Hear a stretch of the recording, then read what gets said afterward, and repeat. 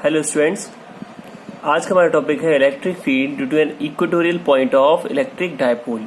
इससे पहले हमने एक्सियल पॉइंट के बारे में डिस्कस कर लिया था, तो आज हम डिस्कस करेंगे इक्वेटोरियल पॉइंट क्या होता है और उस इक्वेटोरियल पॉइंट पे इलेक्ट्रिक फील्ड डायपोल की वजह से कितनी होती है, वो आज हम इस डेरिवेशन में कैलकुलेट करेंगे।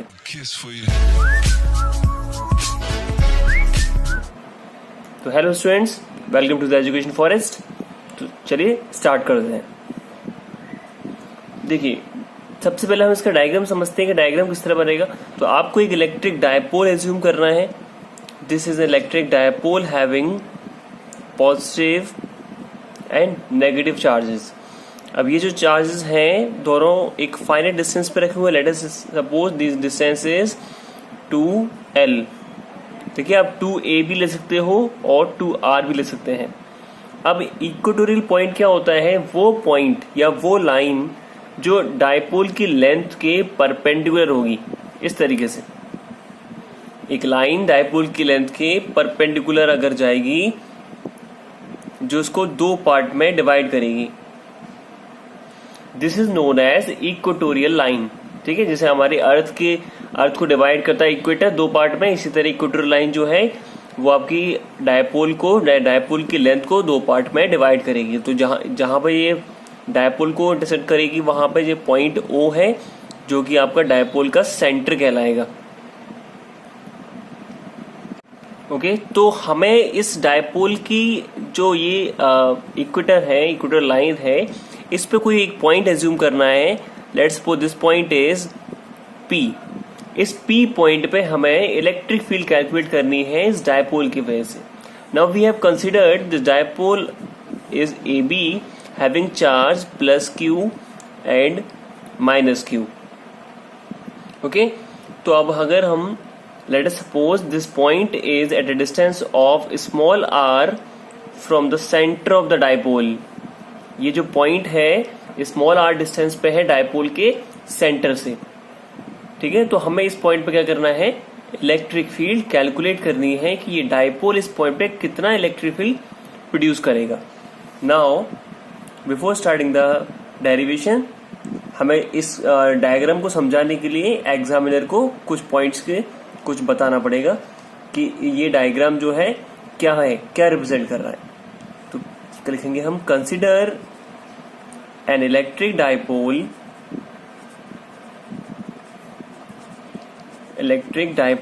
AB of length 2L having charges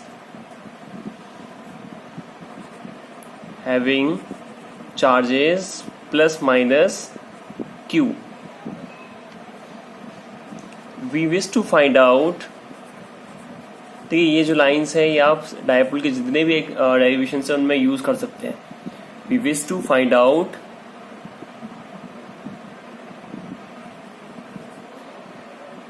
electric field due to dipole at point P as shown। तो इस तरीके से हम ये समझाएंगे कि आपका फिगर जो है क्या रिप्रेजेंट कर रहा है। ओके, तो अब हमें क्या करना पड़ेगा? जहां पे हमें इलेक्ट्रिक फील्ड कैलकुलेट करनी है, मैंने पहले भी बताया था, एक्सियल पॉइंट पे जैसे निकाला था, वहां पे हमें एक टेस्ट चार्ज को एज्यूम करना होगा। और टेस्ट चार्ज क्या होता है? It is a unit positive charge. तो कोई भी एक टेस्ट चार्ज प्लस Q0 से रिप्रेजेंट किया जाएगा, उसको हमने यहाँ पे प्लेस किया। तो जैसे ही मैंने यहाँ पे टेस्ट चार्ज को प्लेस किया, तो इस वाले चार्ज ने और इस वाले चार्ज ने इस पे फोर्स लगाया है। इसने तो लगाया रिपल्शन का, इसने लगाया अट्रैक्शन का। क्योंकि ये वाला पॉजिटिव है तो रिपेल करेगा, ये वाला नेगेटिव है तो इसको अट्रैक्ट करेगा। तो हम P से लेके A को ज्वाइन कर देते हैं और P से लेके B को ज्वाइन कर देते हैं। इसको मैंने यहां से ज्वाइन किया, इसी तरीके से इसको यहां से ज्वाइन किया। ठीक है, अगर हमें देखिए ये डिस्टेंस PO, ये आपका परपेंडिकुलर डिस्टेंस है जो कि R है।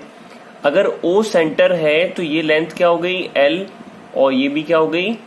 L हो गई। तो इसका मतलब हम पाइथागोरस यूज करके हाइपोटेनस का square equals to perpendicular square plus base square use कर सकते हैं। तो इसी तरीके से ये आ जाएगा under root of R square plus L square. इसी तरीके से ये भी आ जाएगा under root of R square plus L square, same ही रहेगा क्योंकि देखिए यहाँ पे ये भी क्या है, परपेंडिकुलर, ये बेस है इसका, ये हाइपोटेनस होगी। समझा है यहाँ तक? चलिए आगे मूव करते हैं। तो देखिए हमें पॉइंट पी पे इलेक्ट्रिक फील्ड फाइंड करनी है, तो हम पहले क्या करेंगे, डायरेक्शन निकाल लेते हैं इलेक्ट्रिक फील्ड का पॉइंट पी पे। पहले ए पे जो चार्ज रखा उसकी वजह से, देन बी पे जो चार्ज रखा हुआ उसकी वजह से। तो ए पे चार्ज पॉजिटिव है, ये भी पॉजिटिव है, तो ये इसको रिपेल करेगा, और रिपेल हम क्या शो करते हैं, आउटसाइड। तो हमें आउटसाइड शो करने का ये रिपल्शन हो रहा है, किसकी वजह से, ए पे जो चार्ज रखा हुआ उसको हमने रिप्रेजेंट कर दिया electric field due to the charge placed at A, outside रहेगा। इसी तरीके से हमें बी पे जो चार्ज है, बी पे चार्ज कैसा है, नेगेटिव है, तो ये पॉजिटिव है, ये नेगेटिव है, तो ये इसको क्या करेगा, अट्रैक्ट करेगा इस तरीके से। ठीक है, तो मैं इसको यहां बना रहा हूं, ये ई ए है, दिस इज ई बी, जो बी पे चार्ज रखा है उसकी वजह से। ठीक है, तो हमें यहाँ पे ये बताना भी पड़ेगा ये ई ए और ई बी क्या है। तो let E A will be equals to E A equals to electric field due to the charge placed at A पे जो चार्ज रखा हुआ उसकी वजह से। इसी तरीके से ई बी जो है electric field due to the charge placed at B. तो देखिए ये पॉइंट पी यहां पर है, हमने ई ए और ई यहां रिप्रेजेंट कर दिए। ये ई ए है जो कि इस वाले चार्ज की वजह से, ई बी इस वाले चार्ज की वजह से। ठीक है, तो हमें क्या करना है, अब इस पॉइंट पे दो तरह के इलेक्ट्रिक फील्ड हो गए, ई ए और ई बी। तो हमें दो तरह के इलेक्ट्रिक फील्ड नहीं लेने, हमें एक लेना है। तो क्या करेंगे, हम दोनों का रिजल्टेंट निकालेंगे। अब रिजल्टेंट निकालने के लिए दोनों ही वेक्टर क्वांटिटी है, अगर हमें दोनों के बीच का एंगल पता हो तो हम यूज कर सकते हैं आपका रिजल्टेंट का फॉर्मूला, याद होगा आपको 11th क्लास वाला, under root of A square plus B square plus 2ab cos theta. अब यहाँ पर थीटा नहीं पता हमें इसके बीच का एंगल, तो हम इसको नहीं यूज कर सकते इस मेथड को। तो हम क्या करते हैं कि हम मानते हैं कि ये जो एंगल है ये थीटा है, और अगर ये एंगल थीटा है तो ये भी क्या होगा, थीटा होगा। क्यों होगा, क्योंकि देखिए angle opposite to equal sides are equal. ये आपके ए पी जो है और बी पी जो है वो आपकी इक्वल साइड्स हैं, और इनके अपोजिट एंगल होंगे, इसका अपोजिट और इसका अपोजिट करेंगे, इक्वल रहेंगे। तो मैंने ये थीटा माना है तो ये भी क्या होगा, थीटा रहेगा। और अगर मैं कोई एक लाइन यहां से इसके बेस के पैरेलल ड्रॉ करता हूं, तो this is a line parallel to the base. ठीक है, ये जो लाइन है ये इसके बेस के पैरेलल ड्रॉ की मैंने। तो अगर ये बेस के पैरेलल है तो ये थीटा है, तो ये भी क्या होना चाहिए, this angle is also theta, जो कि ये एंगल है। कौन सा एंगल हो गया, ये हो गया आपका कॉरस्पॉन्डिंग एंगल। ठीक है, तो इसी तरीके से ये जो लाइन है इसको दो पार्ट में डिवाइड कर रही है, क्योंकि ये आपके सेंटर से जा रही है, क्योंकि सिमेट्रिक है। देखिए ये इस तरीके से गई है, ये इस तरीके से गई है, तो आपका ये जो लाइन है ये आपका सिमेट्रिक है, इसको अलग बाइसेक्ट कर रही है, एंगल बाइसेक्टर है इसका ये। ठीक है, ये वाली जो लाइन है इसका एंगल बाइसेक्टर है, तो ये अगर थीटा है तो ये भी क्या होना चाहिए, दिस इज ऑल्सो थीटा। ठीक है, अब हम यहाँ पे फिर भी अभी भी वो फॉर्मूला नहीं ला सकते अब। ठीक है, रिजल्टेंट का फॉर्मूला, तो हम क्या करेंगे, सबसे इजी हम इनके कंपोनेंट्स कर लेंगे। हम ई ए और ई बी के वर्टिकल और हॉरिजॉन्टल कंपोनेंट्स में डिवाइड कर लेंगे। तो ई ए का थीटा के साथ वाला कंपोनेंट जो है वो हो जाएगा ई ए कॉस थीटा, और परपेंडिकुलर वाला कंपोनेंट हो जाएगा ई ए साइन थीटा। तो क्लियर है फिर। अब देखिए ई ए और ई बी का मैग्नीट्यूड फाइंड करते हैं। देखिए मैग्नीट्यूड के लिए electric field due to the point charge of लगाएंगे, तो E A will be equals to 1/4 pi epsilon naught Q upon distance का स्क्वायर। अब डिस्टेंस कौन सा लेंगे, यहाँ पे डिस्टेंस लेंगे हम ए पी। ए पी कितना है, under root of R square plus L square whole square, ठीक है। और यहां पे मैं डायरेक्शन भी इंडिकेट करना पड़ेगा क्योंकि इलेक्ट्रिक फील्ड जो है आपकी वेक्टर क्वांटिटी है, तो डायरेक्शन हो जाएगा डायरेक्टेड अलोंग ए पी। तो ए से पी की तरफ जा रहा है आपका एरो, आप देख रहे हैं ये वाला ई ए वाला जो एरो है वो ए से पी की तरफ आया है, ये पॉइंट पी है, ठीक है। ये वाला आपको फिगर अभी मैंने कंपोनेंट्स किए हैं वो वाला फिगर है।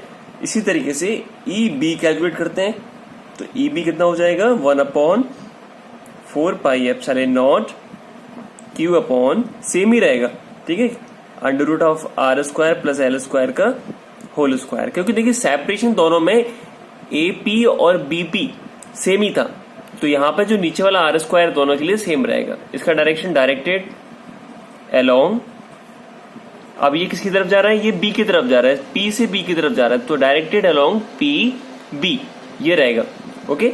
अब आप देख पा रहे हैं यहां से, therefore it is clear that EA will be equals to EB, let's suppose we say equals to E। अब देखिए दोनों ही जो मैग्नीट्यूड इलेक्ट्रिक फील्ड के वो दोनों ही इक्वल हैं, क्योंकि चार्ज का मैं माइनस प्लस साइन नहीं ले, नेचर नहीं लिखेंगे, अब क्या लिखेंगे खाली मैग्नीट्यूड। तो दोनों इलेक्ट्रिक फील्ड क्या है, सेम है। इसका मतलब क्या हुआ कि अगर दोनों इलेक्ट्रिक फील्ड ई ए और ई बी सेम है तो क्या वर्टिकल कंपोनेंट कैंसिल नहीं होने चाहिए, यस कैंसिल होने चाहिए, क्योंकि ई ए साइन थीटा लिखो या ई साइन थीटा लिखो, ई बी साइन थीटा लिखो या ई साइन थीटा लिखो, दोनों कंपोनेंट इक्वल और अपोजिट हैं, इसलिए ये आपको एक दूसरे को कैंसिल कर देंगे। Since vertical components are equal and opposite, so they cancel out each other, hence net electric field, देखिए नेट बोलो या रिजल्टेंट बोलो, net electric field at P is only due to horizontal components. तो net electric field खाली किसकी वजह से होगी, हॉरिजॉन्टल कंपोनेंट की वजह से ही होगी खाली। और हॉरिजॉन्टल कंपोनेंट आप देख पा रहे हो, हॉरिजॉन्टल कंपोनेंट आप कौन से हैं, ई ए कॉस थीटा है और ई बी कॉस थीटा है, जो कि सेम डायरेक्शन में एक्ट हो रहे हैं। और जो वेक्टर सेम डायरेक्शन में एक्ट होते हैं उन दोनों क्या करते हैं, हम एडिशन कर देते हैं। तो net electric field therefore resultant को हम रिप्रेजेंट करेंगे ई इक्वेटोरियल, ठीक है, दिस इज योर रिजल्टेंट। तो E equatorial will be equals to, देखो दोनों को ऐड करेंगे सेम डायरेक्शन में, E A cos theta plus E B cos theta. और मैंने क्या बताया ऊपर, ई ए और ई बी किसके इक्वल है, ई के इक्वल है, तो यहां पे ई ए की जगह ई लिखो और ई बी की जगह भी क्या लिखो, ई लिखो। तो E cos theta plus E cos theta this is equals to 2e cos theta, this is the equatorial electric field, ठीक है। अभी और समझिए इसको आगे, पूरा नहीं हुआ अभी डेरिवेशन। तो देखिए यहां पे E equatorial will be equals to 2 into this value E. अब ये वैल्यू कहां से आएगी, ई की वैल्यू, देखिए ई की जगह कोई भी लिख दो आप, ई ए लिख दो या ई बी लिख दो, दोनों ही सेम है। तो 1/4 pi epsilon naught Q upon R square under root of R square plus L square का होल स्क्वायर। तो अंडर रूट हट जाएगा स्क्वायर से, खाली क्या बचेगा, R square plus L square बचेगा इनटू कॉस थीटा। अब देखिए यहां पे ये कॉस थीटा कैसे निकालेंगे, आप देखिए फिगर में, देखिए यहां पे आपको दिख रहा होगा कि अगर किसी भी एक ट्रायंगल में आप ए ओ पी ले लो, triangle A O P triangle में आप दिख रहा है आपको कि कॉस थीटा जो है, आप कॉस थीटा कैसे निकलेगा, बेस अपॉन हाइपोटेन्यूज से निकलेगा। तो बेस क्या है यहाँ पे, बेस थीटा के साथ वाली साइड है, मतलब ए ओ जो है वो बेस है और ओ पी जो है वो परपेंडिकुलर है। Then 2 upon 4 pi epsilon naught Q upon R square plus L square into cos theta. Cos theta क्या हो रहा है इसमें, बेस अपॉन हाइपोटेन्यूज। तो बेस क्या है यहाँ पे, एल अपॉन हाइपोटेन्यूज क्या है, L R square plus L square का अंडर रूट है, तो अंडर रूट की मैं क्या लिख रहा हूँ, अंडर रूट की जगह लिख रहा हूँ 1/2। ये कॉस थीटा हो गया बाय द ट्राइंगल AOP। ठीक है, तो बाय द ट्राइंगल AOP, तो ये AOP ट्राइंगल से हमने निकाल लिया। देखो याद रखिए यहाँ पे जो अंडर रूट था उसको मैंने हटा के 1/2 लिख दिया है। वो क्यों लिखा है, क्योंकि नीचे भी वही सेम चीज है, तो ये सेम बेस पे दोनों पावर ऐड हो जाएंगी, इसलिए मैंने ये लिख दिया है। तो यहाँ पे मैं अब इसको इस तरह रिप्रेजेंट कर रहा हूँ 1/4 पाई एप्सिलॉन नॉट, क्यू पहले लिख दिया, और ये 2 यहाँ पर है, एल यहाँ पर, इसको मैंने यहाँ लिखा। ठीक है, और जो नीचे सेम बेस पे पावर ऐड हो जाएंगी वो हो जाएगा R square plus L square. अब यहाँ पे पावर क्या है, यहाँ पावर है 1, यहाँ पावर है 1/2, तो 1 प्लस 1/2 कितना हो जाएगा, 3/2। तो दोनों को ऐड कर दिया, दिस इज 3/2। क्लियर है। तो हमारा ये आपका लास्ट एक्सप्रेशन आ गया, ई इक्वेटोरियल मतलब electric field due to equatorial point will be equal to 1/4 pi epsilon naught. जो ऊपर यहाँ पे आया था वो Q इंटू 2L था, और नीचे आया था under root of R square plus L square power 3/2। तो हम जो ऊपर लिखा हुआ है Q इंटू 2A, इसको हम P लिख सकते हैं, स्मॉल p, डायपोल मोमेंट, क्योंकि Q इंटू 2L इधर charge into separation between the charges का जो प्रोडक्ट होता है वो डायपोल मोमेंट कहलाएगा। तो 1/4 pi epsilon naught, this is P upon R square plus L square whole power 3/2। Now this is your final expression for the electric field due to the equatorial point. Direction क्या होगा, तो directed along, अभी किस direction में है, A B के direction में, समझना है।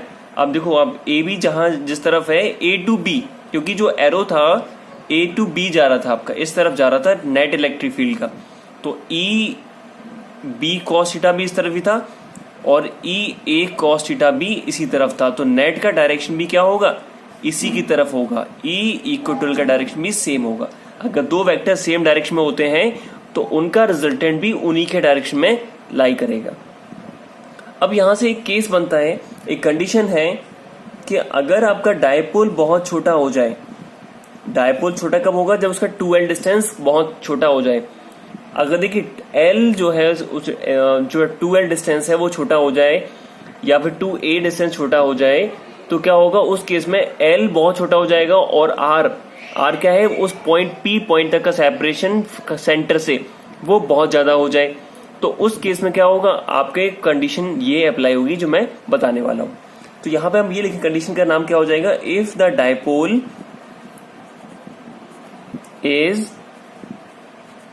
टू शॉर्ट, डायपोल बहुत छोटा हो जाए, या फिर हम ये बोलें कि R is very very greater then A, या फिर उल्टा बोल दो A is very very less than R, sorry R A नहीं है, A हमने A भी ले सकते हो आप, पर हमने यहाँ पे L लिया हुआ है तो हम यहाँ L ही यूज करेंगे।